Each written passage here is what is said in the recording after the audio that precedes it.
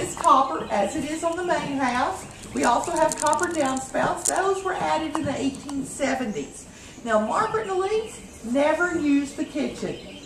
When they had money, they could afford to hire servants. They had a husband and wife that lived here that were the cook and the gardener. Now, when they lost their money, Margaret and Elise put a hot plate down in the warming room. They pretty much lived on soup, sandwiches, and coffee. Now, over to the left, we have our smokehouse. We do know it was used during Margaret and Elise's time because we have thank you notes upstairs that thank them for their hams that they would give at Christmas time. Back behind that are our log cabins. Now, they were originally 2 of the 11 slave quarters that were on the property. There are 2 that are put together by one porch. According to the 1830 census, Mr. Michael Dunn, the original builder, had 33 slaves here on the property. The house was built with slave labor. The bricks were made here on the property. But when he sold his land and the home to his son-in-law in 1846, we have no more record of any enslaved people being here on the property. Now, back behind that is the family cemetery. Both Margaret and Elise are buried back there with about 15 family members. You are welcome to go pay your respects.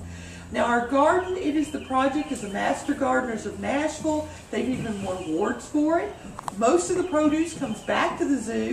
Last summer, the elephants loved the okra, and the macaws ate the jalapenos. Now, over to the right is our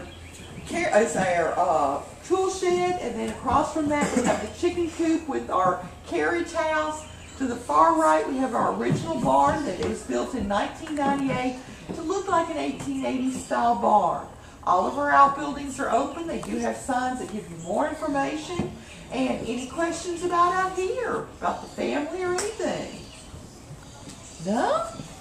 Okay. What did they use the attic for? Well, it actually was one great big boys' bedroom. They were pretty smart because what they would do is as they had children, they'd go into the nursery. Then as they got older, if they were a girl, they'd come into this room. If they were a boy, they were sent upstairs with the big boys.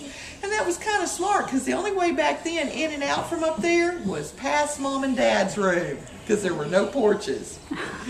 Any other good questions? There's infant graves out there.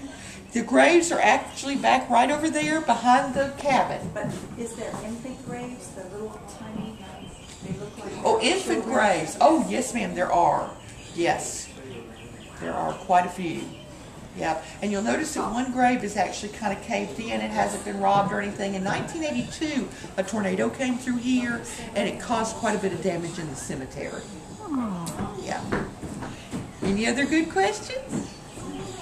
Are these houses built so that the warm air in the summertime can move through so it doesn't build up? Yes, sir, that's exactly right. The way it works is because it had the transoms and the doors between the rooms.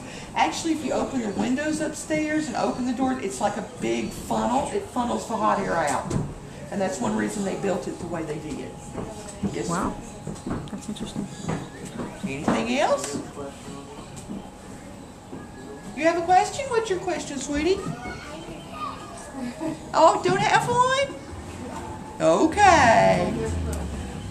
Well, I'm going to let y'all down right over here. Y'all enjoy this beautiful day. Thank you. I will let y'all know, just for special notice, that little section right there at the end of the porch, that was the pantry between the kitchen and the warming room. It's the best kept secret at the zoo. It's a restroom. So just to let y'all know.